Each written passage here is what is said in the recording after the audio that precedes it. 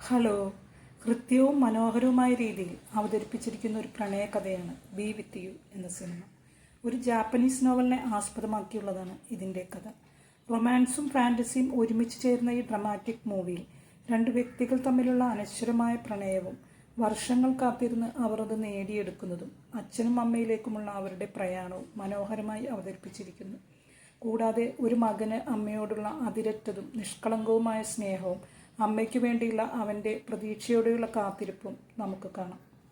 High school കാലം മുതൽ പ്രണയത്തിലായ ബൂജിനും സുകയും പിന്നീട് വിവാഹം കഴിച്ച് ജിഹോ എന്ന മകന് ജന്മം നൽകുകയും അവന് 8 വയസ്സാകുമ്പോൾ അവൻ്റെ അമ്മ സുഹ മരണപ്പെടുകയും തുടർന്ന് അവൾ തൻ്റെ മകന് വാഗ്ദാനം ചെയ്തത് പ്രകാരം അടുത്ത മഴക്കാലത്ത് ജിഹോയുടെയും ബൂജിൻ്റെയും കൂടെ ജീവിക്കാനായി മഴമേഘങ്ങൾക്കിടയിലൂടെ ഇറങ്ങി വരുന്നതുമാണ് ഈ സിനിമയുടെ ഇതിവൃത്തം. സൂഹ മരിക്കുന്നതിന് മുമ്പ് മനോഹരമായ ഒരു കഥ തൻ്റെ മകൻ്റെ ഡയറിയിൽ എഴുതിയിരുന്നു.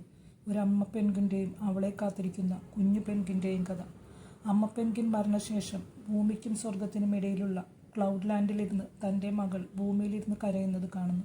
അത് കണ്ട് അവളും കണ്ണീരൊഴുക്കുന്നു. അവസാനം അവൾ സഹിക്കവയ്യാതെ ഒരു മഴക്കാലത്ത് റെയിൻ ഡ്രോപ്സ് ട്രെയിനിലൂടെ ഭൂമിയിലേക്ക് വന്ന് തൻ്റെ മകളെ കാണുന്നു. അവർ സന്തോഷത്തോടെ അടുത്ത മഴക്കാലം വരെ ജീവിക്കുന്നു.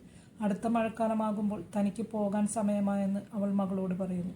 പക്ഷെ അവൾ മകൾക്ക് വാക്കു കൊടുക്കുന്നു. ഇനിയും അടുത്ത മഴക്കാലത്ത് താൻ വീണ്ടും വരുമെന്നും എന്ന് പറഞ്ഞ് അവൾ സന്തോഷത്തോടെ തിരിച്ചു പോകുന്നതുമാണ് കഥ. ഈ കഥ വായിച്ച ജിഹോയും തൻ്റെ അമ്മയെ കാത്തിരിക്കുകയാണ്. അവന് അമ്മ അത്രയ്ക്ക് പ്രിയപ്പെട്ടതാണ്. അവൻ അച്ഛനില്ലാത്ത സമയങ്ങളിൽ അവൻ അമ്മയുടെ ഡ്രസ്സ് വെച്ച ഷെൽഫിൽ കയറി കിടന്നാണ് ഉറങ്ങുന്നത്. അവന് അമ്മയുടെ ആ മണം ആസ്വദിച്ച് അവൻ കിടക്കുന്നത് സിനിമയിലെ മനോഹരമായ ഒരു കാഴ്ചയാണ്. അതുപോലെ അവർ എന്നും പുറത്തു പോകുമ്പോൾ അമ്മയുടെ ചിത്രത്തിൽ ഉമ്മ വെച്ചാണ് അവർ പോകുന്നത്.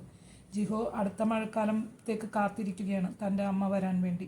അവൻ എന്നും രാവിലെ TV-യിലെ കാലാവസ്ഥാ വാർത്തകൾ നിരീക്ഷിക്കുകയും മഴക്കാലം വരുന്നുണ്ടോ എന്ന് എപ്പോഴും നോക്കിക്കൊണ്ടിരിക്കുകയുമാണ്. അവൻ്റെ ആഗ്രഹം പോലെ അടുത്ത മഴക്കാലത്ത് അമ്മ വരിക തന്നെ ചെയ്തു. മഴ താഴെ വീഴുന്നത് കണ്ടപ്പോൾ തന്നെ അവൻ ട്രെയിൻ പാളത്തിലേക്ക് അതിൻ്റെ തുരങ്കത്തിനടുത്തേക്ക് ഓടി. അവിടെ അവൻ്റെ അമ്മയുണ്ടായിരുന്നു. പക്ഷേ അവളെ കണ്ടപ്പോൾ ബൂജിനും അമ്പരന്നു പോയി. പക്ഷേ അവൾ ഓർമ്മ നശിച്ച രീതിയിലായിരുന്നു. അവളെ തങ്ങളുടെ പ്രണയകഥ അവൻ പറഞ്ഞു കേൾപ്പിക്കുന്നതിലൂടെയാണ് അവരുടെ മനോഹരമായ പ്രണയം നമ്മളുടെ മുന്നിലേക്കും തെളിയുന്നത്. ഹൈസ്കൂൾ കാലം മുതൽ കണ്ടുമുട്ടിയ 2 പേർ 3 വർഷത്തെ ഹൈസ്കൂൾ ജീവിതത്തിന് ശേഷം അവർ 2 വഴിക്ക് പിരിയുന്നു.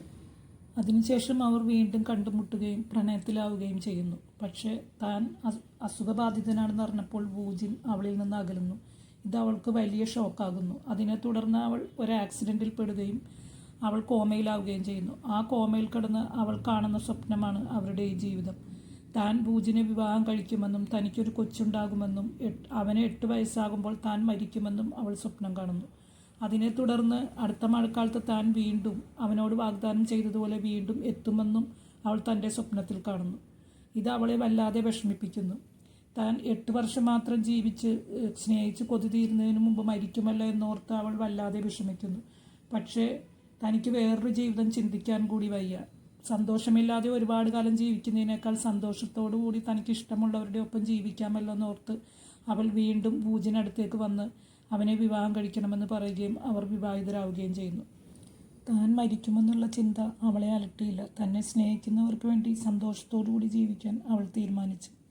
അവൾ മഴമേഘങ്ങൾക്കിടയിലൂടെ വന്നതിന് ശേഷം പോകുന്നതിന് മുമ്പ് അവൾ രോഗിയായ ബൂജിനെ തൻ്റെ മകനെയാണ് ഏൽപ്പിച്ചത്. അവനെ അവൾ കൂടുതൽ കാര്യങ്ങൾ ചെയ്യാൻ പഠിപ്പിച്ചു. തുണി കഴുകാനും നന്നായി ഓംലെറ്റ് ഉണ്ടാക്കാനും തല നന്നായി കഴുകാനും അതുപോലെ തന്നെ അവൾ മറ്റു കാര്യങ്ങളും അവനെ പഠിപ്പിച്ചു. നന്നായിട്ട് വാക്വം ക്ലീനർ ഉപയോഗിച്ച് നന്നായിട്ട് വീട് വൃത്തിയാക്കാനും എല്ലാം അവൾ തൻ്റെ മകനെ പഠിപ്പിച്ചു. അച്ഛനെ നോക്കണമെന്നും അവൾ പറഞ്ഞു. അവർ പോയതിന് ശേഷം അവർ കൂടുതൽ അവരെ നല്ല രീതിയിൽ ജീവിക്കാൻ പ്രാപ്തിയാക്കിയിട്ടാണ് അവൾ തിരിച്ചു പോയത്. അമ്മയോടുള്ള വാക്ക് പാലിച്ച് കുഞ്ഞ് ജിഹോ അച്ഛനെ നന്നായി നോക്കി. അവൻ കാര്യങ്ങൾ വേണ്ട രീതിയിൽ ചെയ്യാൻ പഠിച്ചു. അതുപോലെ ബൂജിനും പഴയതുപോലെ തളർന്ന രീതിയിൽ ജീവിക്കാതെ അവന് വെള്ളത്തിലിറങ്ങാൻ ഭയമായിരുന്നു. വെള്ളത്തിലിറങ്ങാൻ അവന് ധൈര്യമായി. അവൻ അതുപോലെ തന്നെ ചെറിയ കുട്ടികൾ പോലും സൈക്കിളിൽ അവനെ ഓവർടേക്ക് ചെയ്ത് പോകുമായിരുന്നു. അവൻ അവരെ ഓവർടേക്ക് ചെയ്ത് സഞ്ചരിക്കാനും അവനും കൂടുതൽ ധൈര്യശാലിയായി. അങ്ങനെ അവർ സന്തോഷത്തോടു കൂടി അവളുടെ ഓർമ്മയിൽ ജീവിച്ചു. താൻ പോകുന്നതിന് മുമ്പ് മകന് വേണ്ട ബർത്ത്ഡേ കേക്ക് എല്ലാ വർഷവും കൊടുക്കണമെന്ന് പൂജിൻ്റെ കൂട്ടുകാരനെ ഏൽപ്പിച്ചിട്ട് കൂടിയാണ് അവൾ പോയത്. നമ്മൾ വീണ്ടും കാണുമ്പോൾ 20 വർഷത്തിന് ശേഷവും അവനുള്ള കേക്കുമായിട്ട് വരുന്ന കൂട്ടുകാരനെയാണ് നമ്മൾ കാണുന്നത്. അവൾ തൻ്റെ ജീവിതം അവർക്ക് വേണ്ടി നല്ല രീതിയിൽ വിനിയോഗിച്ച് അവൾ നല്ല രീതിയിൽ തിരിച്ചുപോയി. പരസ്പരം വല്ലാതെ സ്നേഹിച്ച രണ്ടുപേരുടെ കഥ, അത് വളരെ മനോഹരമായി അവതരിപ്പിച്ചിട്ടുള്ളൊരു സിനിമ ബി വിത്ത് യു.